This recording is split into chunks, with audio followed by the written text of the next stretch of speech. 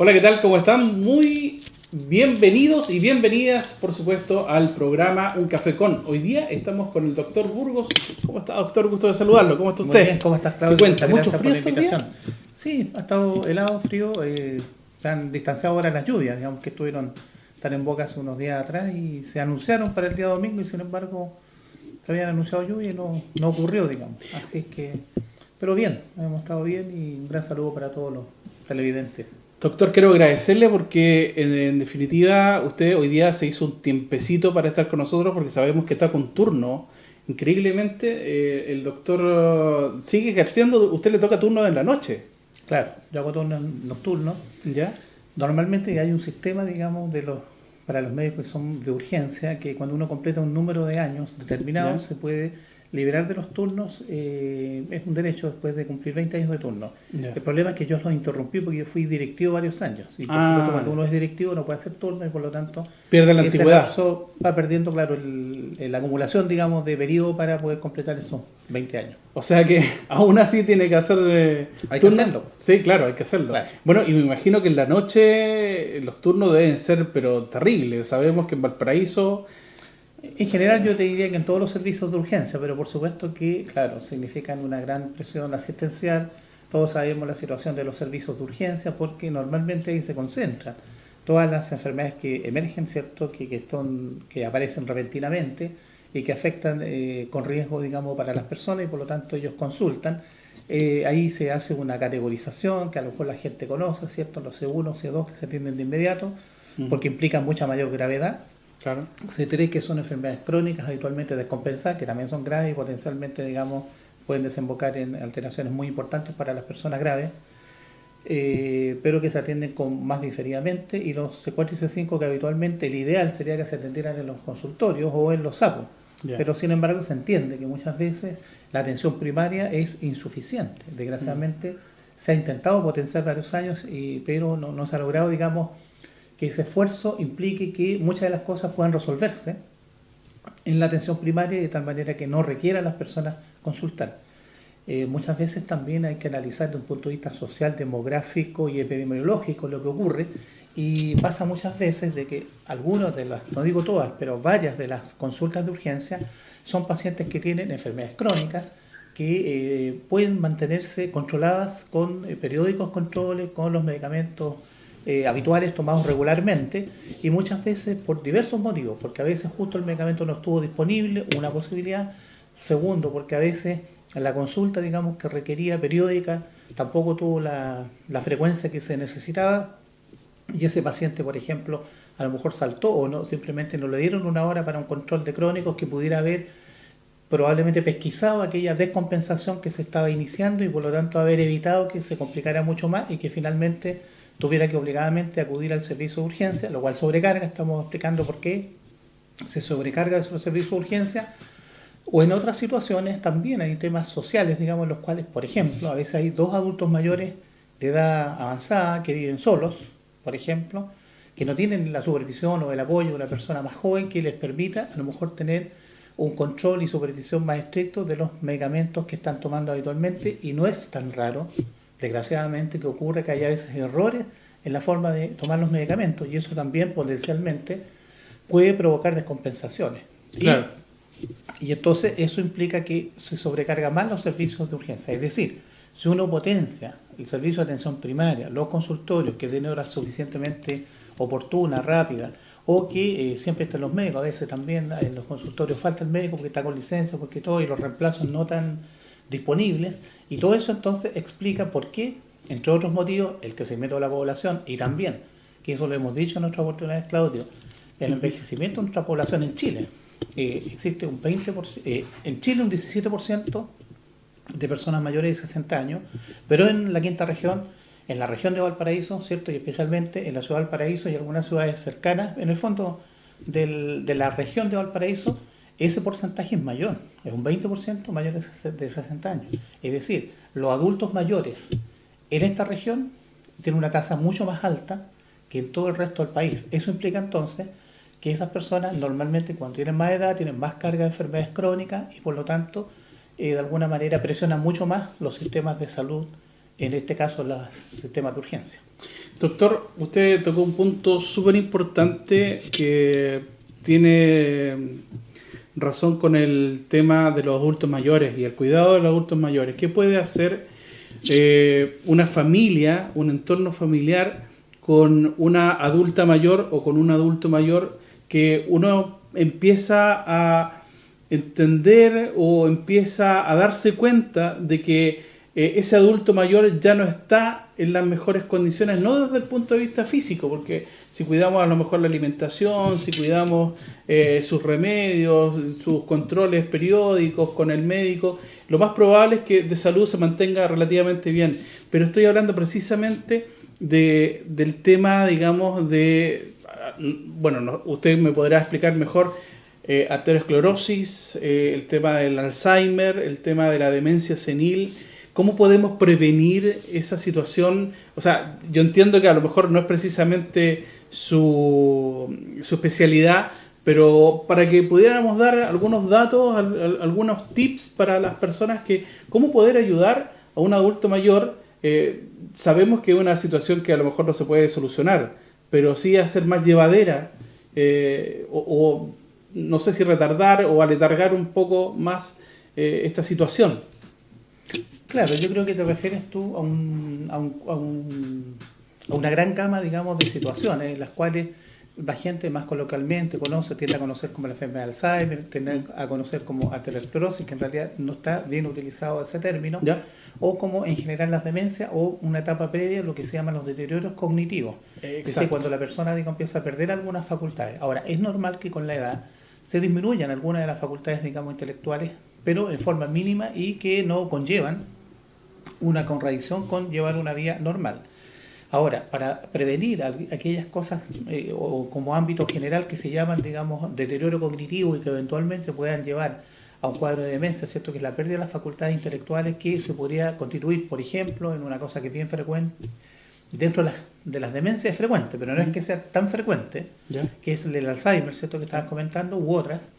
La verdad es que en general los factores preventivos son importantes y la promoción de la salud. Y en ese sentido es importante que la persona que tiene una salud en general física buena, o sea, que se cuida más en la alimentación, en no fumar, en el hábito alcohólico, por ejemplo, o eventualmente consumo de alguna otra sustancia, si logra mantenerse relativamente equilibrado y en ese sentido con una salud física relativamente buena o estable, y si tiene alguna enfermedad crónica, rápidamente poder ponerle tratamiento o en control, ¿cierto?, con su médico en el consultorio.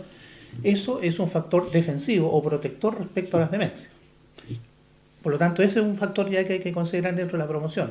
El hacer una vida saludable, hacer una cuota de ejercicio, caminar y una alimentación sana, y además evitar el cigarrillo y el alcohol, por ejemplo. Pero además, por lo menos el abuso en el caso del alcohol, ¿me entiendes? Pero el cigarrillo evitarlo 100%.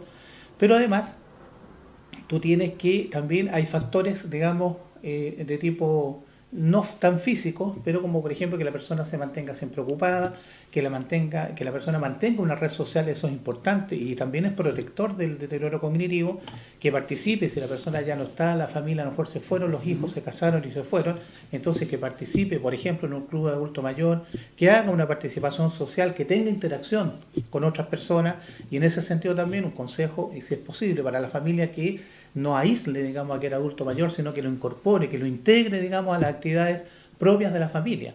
Es decir, si a lo mejor se va a hacer una actividad fuera de la casa, ¿cierto?, que también se incorporen los adultos mayores. Hay otras culturas que eso lo hacen. La chilena yo diría que no es tanto. Por ejemplo, si uno analiza nuestros vecinos, los argentinos, no sé si se da cuenta, cuando andan veraneando en general andan el familión, digamos, sí, siempre, claro, la familia. Entonces yo creo que eso también debemos aprender de alguna de esas cosas, o sea, hacer un poco más unidos, más integrados, y que el adulto mayor no se aísle, porque eso sí es un factor que puede deteriorar, digamos, por ejemplo, su capacidad intelectual.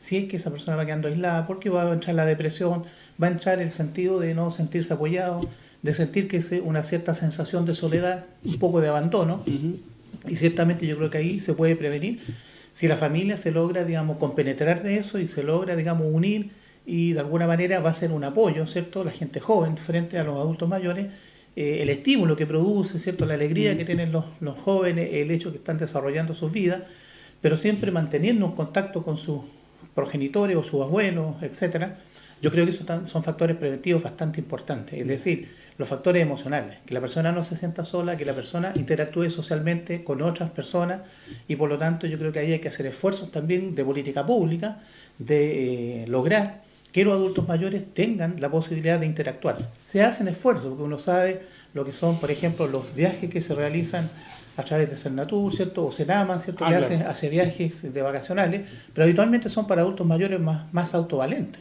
No hay muchas políticas públicas para aquellos adultos mayores que están en situaciones más complejas, más difíciles, que les es más difícil desplazarse, pero que tienen las mismas o más necesidades del punto de vista de interacción social, del punto de vista de recreación, del punto de vista de estimulación de su sistema cognitivo, y yo creo que esos también son factores bastante preventivos y protectores de la calidad de vida de las personas.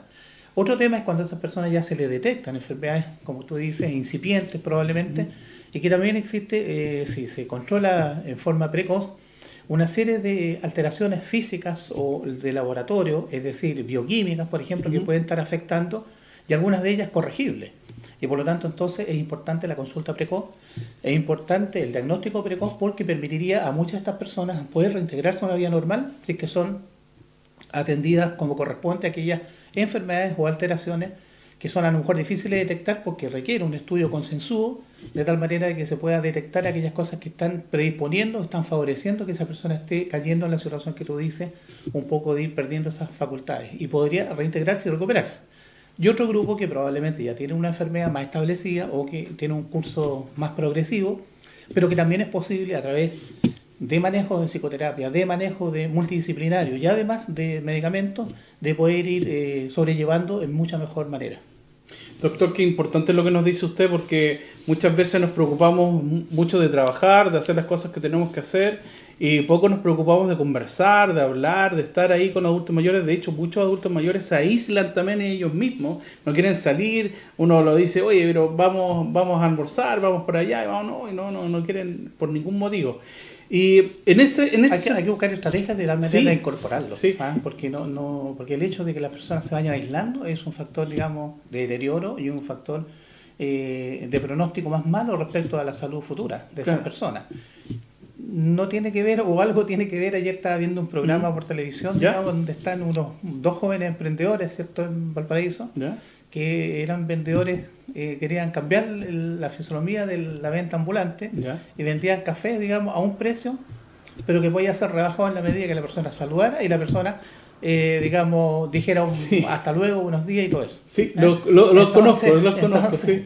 Yo creo que el emprendimiento era bastante, primero original, muy interesante, pero apunta a eso, que tenemos que ser una sociedad mucho más unida, más cohesionada. Claro. Y eso, desgraciadamente, ahora con mucho individualismo, ¿cierto?, nuestro sistema incluso hasta de previsión, ¿cierto?, una capitalización individual. Hay poco, digamos, de solidario. Hay poco de solidario también en el sistema de salud, que hay un sistema, ¿cierto?, que es FONASA, otro sistema que es ISAPRE. Es decir, una tendencia a lo mejor a decir que cada cual, como se dice coloquialmente, se rasque con sus propias uñas. Yo creo que no se trata de quitarle mérito a aquellos que tienen a lo mejor algunas cualidades y les puede ir muy bien porque tienen, digamos, talentos especiales, pero sin embargo yo creo que nosotros como sociedad tenemos que atender a que seamos más integrados, seamos más cohesionados y seamos mucho más fraternales, y de tal manera, digamos, de que así como nace en la familia, el hecho de que nadie quede aislado, que todo, digamos, se tienda a acoger, a incorporar, a hacer más fuertes los lazos sociales, familiares. Yo creo que también tiene que eso extenderse hacia la sociedad entera, que tenemos que ser los chilenos mucho más solidarios, y a pesar de que hay acciones, ¿cierto? Uno dice, la Teletón, cuando se hacen algunas cosas, uno dice, sí, pero a lo mejor uno igual tiene que hacer una introspección, pensar en uno mismo y decir, ¿cuán solidario estoy siendo yo? Y de ahí yo creo que tiene que nacer o fortalecerse la capacidad de solidaridad que debemos tener los chilenos. Qué importante, y de esto podríamos estar hablando. Entonces, en ese sentido, lo mejor es acompañarse de un geriatra. ¿Sería la mejor alternativa? Claro, pero yo digo, geriatra es poco, digamos, en el país. Sí, y ese es otro poco. Tema, digamos, es una brecha. Bueno, esa es una brecha porque muchas veces los cambios, en este caso demográficos, ¿cierto? Sí. Porque hay ciertas políticas públicas muy buenas, si tú quieres, pero que van haciendo nacer otros problemas de salud. Por ejemplo, en este caso, Chile gracias a políticas públicas del control de enfermedades crónicas, que no están, o sea, que no en muchos países, digamos, están de alguna manera sistemático como Chile lo hace, con todas las dificultades, a pesar de que estamos hablando de la debilidad de la atención primaria, pero a pesar de ello, este sistema logra soportar y logra que, por ejemplo, en Chile, la expectativa de vida al nacer sea la más alta en Latinoamérica, y comparable totalmente, por ejemplo, con la expectativa de vida de países que tienen mayor desarrollo o más poder económico, porque normalmente también está asociado a poder tener aquellas tecnologías de vanguardia, digamos, en la salud. Se necesitan recursos económicos. Sí. Pero sin embargo, sí, nuestro sistema de salud, con todas las dificultades que tiene, con todas las brechas de satisfacción de usuarios que tiene, con todo, digamos, lo que podríamos decir, las falencias que tiene, sin embargo, sí, en cuanto a resultados, tiene resultados que son bastante comparables con países que tienen mucho mayor poder económico. Y estamos en la vanguardia, digamos, los países latinoamericanos. Muchas veces se dice, mal de muchos consuelo tonto, estamos mejor que otros, pero deberíamos estar mejor. Y es verdad, y tenemos que apuntar hacia eso.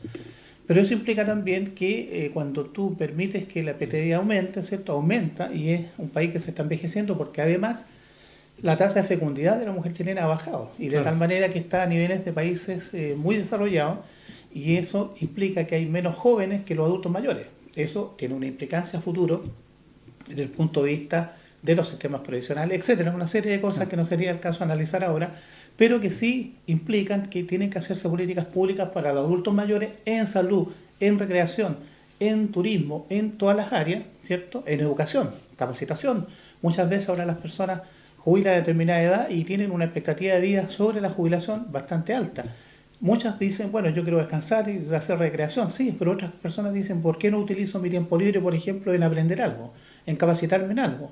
O a lo mejor alguno puede pensar, no solo porque las pensiones son bajas, y es un tema que a veces obliga a las personas a seguir trabajando, pero a lo mejor hay gente que por propia decisión puede decir, mira, me gustaría emprender otra actividad laboral y requiere una capacitación. Bueno, todo eso tiene que haber políticas públicas para los adultos mayores, que yo creo que en este momento todavía estamos al debe en ello, y hay que hacer esfuerzo entonces para que eso pueda seguir mejorando, y yo creo que una etapa muy importante después de la jubilación de las personas, en las cuales queda una amplia brecha todavía de vida por delante, y que tiene que el Estado también contribuir haciendo políticas públicas inteligentes, bien enfocadas, para ayudar a nuestros adultos mayores y en el camino que nosotros vamos.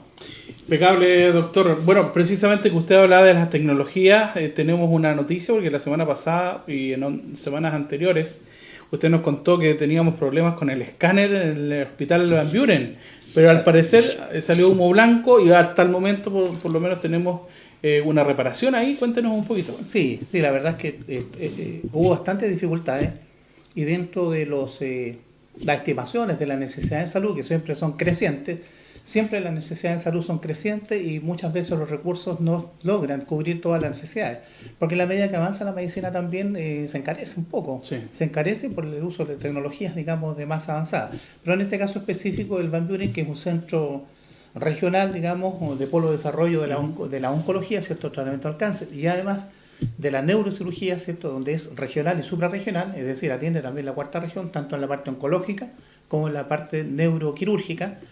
Resulta que, digamos, durante 10 días estuvo malo el escáner, lo cual produce un trastorno muy importante para un hospital que requiere mucho las imágenes. Hay otro escáner que está exclusivamente dedicado, por ejemplo, a la oncología, por lo tanto ese escáner no está ubicado, digamos, en el servicio de oncología, y por lo tanto no es del uso normal, del uso habitual de los pacientes que, por ejemplo, entran a la urgencia o que necesitan escáner porque están estudiándose, por ejemplo, para la neurocirugía. Y así que durante 10 días hubo que estar haciendo una compra externa, digamos, de escáneres, con todas las dificultades que eso conlleva. Y no con todo el costo también. Claro, no solamente con el costo, sino con las dificultades y molestias, digamos, para los pacientes que tenían que ser trasladados fuera del hospital para poder hacerse su escáner. Bueno, y el resonador magnético, que sí ese estaba vigente, pero que no tiene las mismas funciones que tiene un escáner. Y eventualmente, si uno pudiera hacer el intercambio del examen de un escáner por una resonancia magnética, la resonancia también requiere otros elementos, digamos, del paciente. Por ejemplo, que esté más tranquilo. Segundo, que esté, digamos, que tenga una cierta cooperación. Y pacientes que están inconscientes, por ejemplo, eso no se puede pedir. Entonces hay ciertas situaciones en las cuales no es lo mismo una cosa que la otra. Así que afortunadamente ya hace algunos días logró hacerse la reparación, y entendemos que con eso por lo menos va a tener un tiempo, digamos, de o sea, de poder satisfacer todas las necesidades. Eso implicó, digamos, varias dificultades al interior del hospital respecto a la disponibilidad del escáner, pero se hace necesario, digamos, la reposición. Y entiendo, nosotros en el Consejo Regional hizo una presentación hace poco el Servicio de Salud donde estaba estimado, digamos, la posibilidad de un escáner para el Van Buren para el próximo año. Así que esperamos, digamos, con confianza que eso pueda ser así, de tal manera de lograr esa reposición, digamos, que se requiere, digamos, con tanta urgencia, porque normalmente los equipamientos que tienen los servicios públicos se someten a mayor presión, o sea, se hacen una cantidad de exámenes enormes, sí, anuales, y eso implica que fácilmente en menos tiempo a ese del estimado se alcanza su tiempo de vida útil, porque la vida útil en realidad no es años que pasan, sino que exámenes que se realizan. Y en el mismo sentido también está en un proyecto, y eso sí que está pasado al Consejo Regional, donde se está evaluando. Entendemos que habrá que ahí tener la disponibilidad y el compromiso del intendente para dotar de un escáner al Hospital Eduardo Pereira, ¿cierto?, que está en San Roque, que en esto no ha tenido escáner, pero que requiere también un escáner. Ahí se hacen cirugías de alta complejidad, de tórax, por ejemplo, o digestiva, de pacientes de distintos diagnósticos complejos, que esas operaciones no se realizan en el Hospital Van Buren, por lo tanto ese hospital sí requiere para su autonomía y su pleno desarrollo un escáner. Ese proyecto está en el Consejo Regional, está, digamos, revisado con todas sus etapas técnicas pasadas, adecuadas, y por lo tanto ahí faltan los recursos, y ahí esperamos que haya la comprensión, digamos, de parte del Ejecutivo, en este caso el Intendente, como para poder darle una cierta prioridad a ese elemento, porque muchas veces uno dice, sí, el Servicio de Salud, sí, porque el Servicio de Salud, y en este caso el Ministerio de Salud, está abordando, digamos, también la construcción del nuevo hospital de Casablanca, ¿cierto?, para el cual se comprometen para el próximo año cerca de 4.600 millones de pesos. Está, digamos, el escáner del Van Buren, y está el otro tema, digamos, que es una dificultad especial, digamos, para el hospital, y que también se está trabajando en ello, y hay un compromiso por lo menos de reponer uno de los 2 aceleradores lineales que tiene el Hospital Van Buren para el tratamiento a través de la radioterapia del cáncer.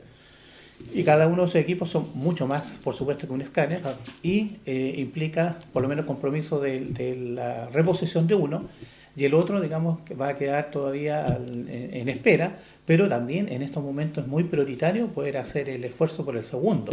Y además, si uno quisiera llegar al ideal de lo que se ha conversado muchas veces con los especialistas que están a cargo del servicio de oncología del hospital, el ideal sería llegar a 3. Es decir, claro, que se agregara un tercero. En este momento los 2 están terminando su vida útil, los 2 que hay. Hay un compromiso de empezar a reponer este año, digamos, el compromiso del Ministerio de 1. Tendría que a futuro o a mediano plazo, ¿cierto?, no muy largo plazo, reponerse el segundo, y eventualmente el ideal poder complementarlo con un tercero. Y ahí, digamos, la cosa podría estar... Y ahí, digamos, estaría muy solvente y muy fortalecido el sistema o el servicio de oncología, ¿cierto?, el tratamiento al cáncer, que son 2 betas en general. Una que es la radioterapia, que es la más significativa en cuanto a volumen y que requiere equipamientos, sí, claro, especiales, y la otra, digamos, ámbito, que es el tema de la quimioterapia, que se hace a través de medicamentos, ¿cierto?, de infusiones de drogas específicas, digamos, para cada tipo de patología cancerosa. Y en ese sentido, el servicio de oncología del Van Buren atiende, como digo, a toda la región de Valparaíso y a la 4ª región. Eso implica un número de personas potenciales, digamos, de uso bastante alto. Entonces se requiere equipamiento importante. Y en eso yo quiero apuntar a una serie, no sé si alguna vez te llegó, digamos, de parte de una de las candidatas a la presidencia, en este caso Carolina Gois, que está, digamos, impulsando una ley general del cáncer. Y se ha buscado, desde hace años se está buscando ese tema, pero hace pocos meses que se está reforzando, y en el sentido de recolectar firmas, porque yo creo que el cáncer, que es una de las causas principales de muerte, la segunda en Chile, porque la primera los temas cardiovasculares, y los temas cardiovasculares en otro ámbito, pero en el tema del cáncer sí se requiere muchas veces equipamientos que son caros, como te decía, los aceleradores lineales, escáneres especiales de planificación, una serie de infraestructuras que se requieren para un manejo integral del cáncer, y con eso permitiría a Chile no solamente mejorar la calidad de vida de las personas, sino que extender y prolongar muchas vidas que a lo mejor prematuramente se pierden. Grandes esfuerzos se han hecho con el auge, porque yo, de mi ejercicio profesional de 32 años, yo recuerdo, digamos, yo partí trabajando en Casablanca, y recuerdo de muchos pacientes en los primeros años de trabajo que simplemente morían de cáncer, de cosas que actualmente no se mueren, que actualmente son tratables totalmente, pero en esos años no habían ni los equipamientos, no estaban los sistemas. Bueno, el avance de la medicina también era menor, pero a la luz del tiempo uno analiza cuántos días se perdieron, digamos, por falta de infraestructura, por falta de recursos, por falta de lo que se requiere especialmente para poder atender los temas médicos, que muchas veces, como decía yo antes, son requerimientos o necesidades crecientes y a veces los recursos no crecen al mismo ritmo. Exactamente. Bueno, pero por lo menos hoy día ya tenemos un pequeño alivio, por decirlo de alguna forma, que sería el escáner, y ojalá un escáner ahí comprometido por parte del Ministerio. Muy cortito, doctor. Hablemos de la última etapa prácticamente de la adjudicación de estos proyectos del 2%, que ya me parece que ya dentro de poco tiempo tendríamos noticias.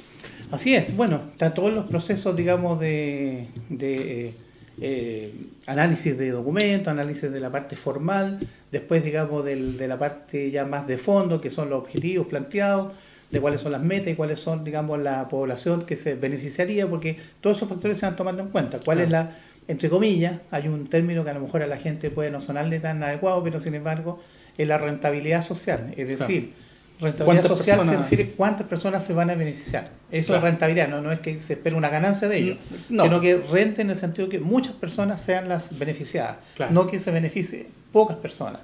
Y eso, digamos, es una cápita importante dentro de los análisis de antecedentes. Y por supuesto toda la documentación que se requiere con todo lo que significan las bases habitualmente, tanto en el ámbito de la cultura, tanto en el ámbito de deportes y en el ámbito de seguridad ciudadana. Así que sabemos que el proceso ya está culminando.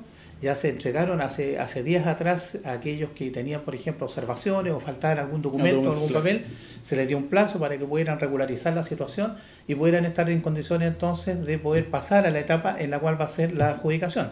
Así que esperamos que en los próximos días ya se esté terminando el proceso y se pueda hacer finalmente la adjudicación para que las distintas organizaciones sociales, tanto en el ámbito de la cultura, en el ámbito del deporte o en el ámbito de la seguridad ciudadana puedan, digamos, acceder a estos recursos tan importantes para poder hacer su acción social que fundamentalmente va orientada a mejorar la calidad de todos. Claro que sí, tremenda noticia para las organizaciones sociales que están trabajando en las diferentes comunas de la quinta región, porque esto es regional, esto no es solamente Valparaíso, Casablanca, sino son que tenemos las 8 provincias, las 38 comunas, 38 comunas de la quinta región. Así que buenas noticias para toda la quinta región respecto a este tema. Le queremos dejar los últimos segunditos, doctor, para que se pueda dirigir al público, a las personas que nos están viendo a través del canal 74, para que les entregue un mensaje final. Bueno, yo quiero, de las cosas que hoy día se dijeron, algunas estaban pauteadas, otras no, digamos, entonces se fue un poquito desordenando, pero a mí me hizo reflexionar lo mismo que a lo mejor dije antes, que es necesario fortalecer la familia, fortalecer los lazos, la familia como esté constituida, pero lo importante es fortalecer los lazos familiares, es decir, si de repente uno, no sé, va a tener un desencuentro con un hermano, un desencuentro con un tío, con lo que sea, tratar de reflexionar desde el interior y qué uno puede hacer para mejorar esos lazos familiares, esos lazos sociales también, si con un vecino, si con una persona conocida o amiga, a lo mejor tuvimos un desencuentro y sin embargo yo creo que es importante tanto para que toda la sociedad en su conjunto se fortalezca y mejore, por ejemplo, sus condiciones de vida y su calidad de vida, y mejore y de alguna manera prevengamos enfermedades, si somos capaces de preocuparnos por el otro, porque así, a su vez si el otro se preocupa por uno, también yo creo que como sociedad vamos creciendo y se transforma en una sociedad más sana. Perfecto, queremos agradecer entonces la presencia del doctor, se dio un tiempecito para estar con nosotros porque anda ahí con sus turnos de trabajo, queremos agradecerle por ahí acogernos en la visita. Muchas gracias, doctor, por estar con nosotros y con ustedes, por supuesto, cada semana nos juntamos con otro Café Con. Que lo pase bien. Chao, chao. Chao, doctor. Gracias. Gracias.